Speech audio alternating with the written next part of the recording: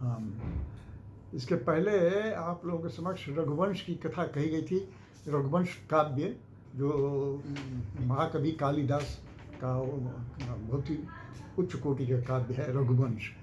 तो रघुवंश में रामचंद्र जी के वंश रघुकुल की अथवा रामचंद्र जी का ही वो रामचंद्र के पूर्वज थे रघु, तो वो उनकी कथा उसमें आई है रघु, तो इसीलिए उसका नाम ही उस काव्य का नाम ही रघुवंश पड़ गया। लेकिन रघुवंश के पहले इक्ष्वाकु वंश में वो ब्रह्मा से लेकर के आगे तक के कैसे ब्रह्मा मरीचि इक्ष्वाकु आदि कई राजाओं का उसमें वर्णन है। तो वो जिसमें कि रघु का दिलीप का वर्णन आता है कि दिलीप के पुत्र हुए अंशुमान हुए। हाँ, दिलीप के पुत्र अंशुमान हुए, अंशुमान के फिर ये आगे चल करके फिर वो अज हुए, फिर दशरथ हुए, तब राम हो। उन्हीं करीब 38वें वंश के क्रम में उनका आता है वर्णन ऐसा कि रघुवंश के। तो रघुवंश नाम पड़ा, लेकिन रघु वो लगभग बीच में वो राजा आते हैं वो उस वंश के। तो और इनके आगे पीछे तो कई राजा हो ही चुके हैं। और तो ये कहानी कही गई। तो वो आज जो थे तो राजा दशरथ के पिता थे, वो दशरथ के पिता। तो अज का विवाह इंदुमती से हुआ था। ये इंदुमती थी वो किसी विंध्याचल पर्वत के किसी राजा की वो पुत्री थी। तो वो इंदुमती, तो उसका स्वयंवर हो रहा था। तो उसमें बड़े बड़े देश के राजा महाराजा सब लोग आए हुए थे इंदुमती का वर्ण करने के लिए कि इंदुमती का विवाह उनसे हो जाए। तो इस स्वयंवर में वो सब आए थे सब लोग। तो उस स्वयंवर में इंदुमती जयमाल लेकर के एक सखी के साथ, अपनी एक सखी के साथ वो चलती है। तो उस सखी को उन सभी राजाओं के बारे में उसका परिचय उसको प्राप्त है, मालूम है उसे उनके बारे में। और वो हर राजा के संबंध में वो अपनी वो इंदुमती को बतलाती जाती है कि उसके बारे में उनको इंदुमती को जानकारी हो जाए, और पसंद होने पर तब वो उनके गले में माला डाल दे। तो जिस राजा के समक्ष वो खड़ी होकर के इंदुमती की सखी उनसे उनके बारे में बतलाती थी, तो कुछ देर के लिए उस राजा का मुख मंडल जो है ना वो चमक उठता था कि अब तो माला उसी के गले में पड़ेगी, समय ने इंदुमती उन्हीं का वर्ण करेगी। लेकिन सब कुछ सुनने के बाद थोड़ी देर कुछ क्षण रुकी और उसके बाद फिर आगे बढ़ गई मैंने कि उनको पसंद नहीं किया उसने, इंदुमती ने, और अगले राजा के पास चली गई। तो उनको छोड़ करके आगे बढ़ गई इंदुमती। तो उसका मुखमंडल जो है ना बिल्कुल मलिन हो गया, क्षीण हो गया उनका मुखमंडल। इसी प्रकार जैसे जैसे वो आगे बढ़ती गई वैसे वैसे उन राजाओं का मुखमंडल जो है मलिन पड़ता गया।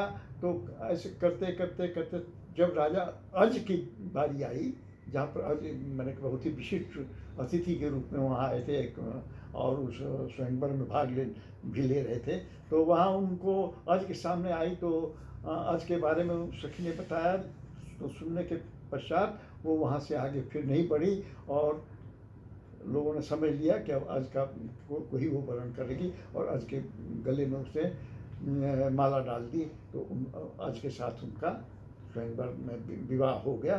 समझे, तो ये कहानी आती है। तो इस पर रघुवंश में कालिदास ने बड़ा अच्छा श्लोक लिखा है। संचारिणी दीप शिखैव रात्रो यम यम व्यतीयाय पतिम्बरासा नरेंद्र मार्गाट इव प्रपेदे विवर्ण भाव सस भूमिपाल।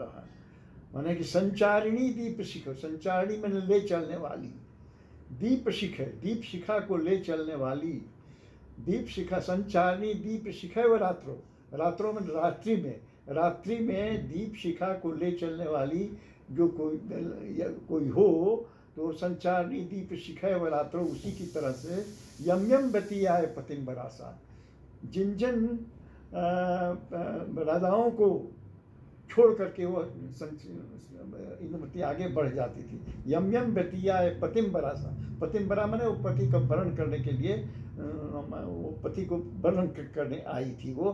तो यम यम व्यतिया पतिम्बरा सा नरेंद्र मार्ग तैव प्रकृति।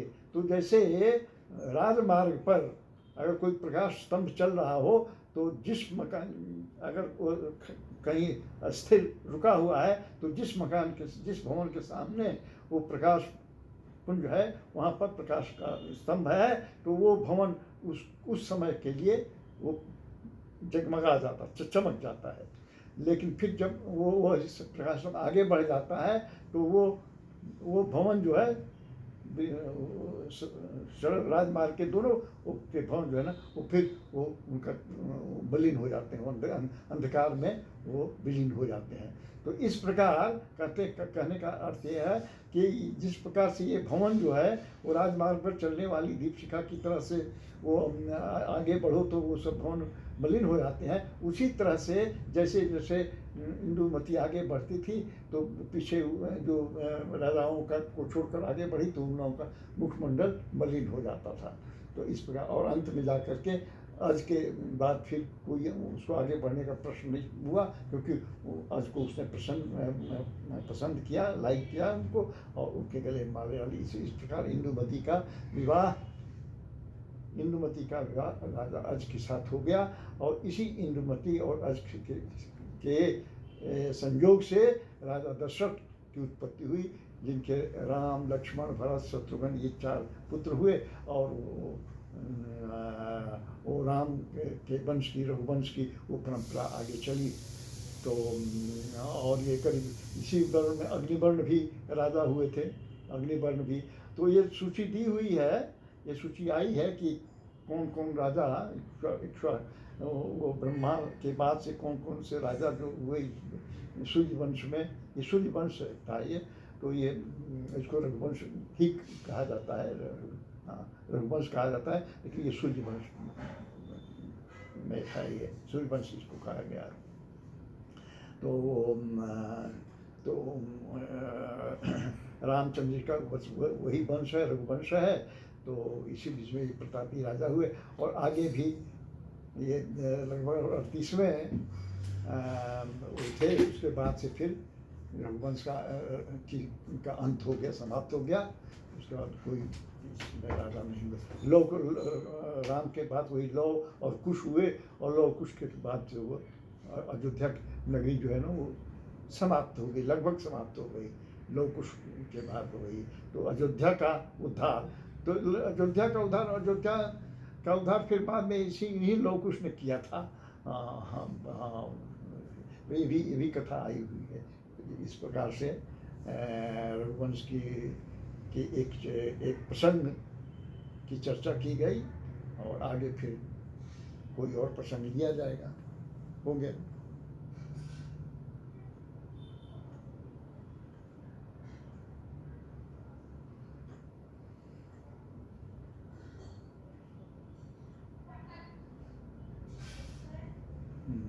अग्निवर्ण,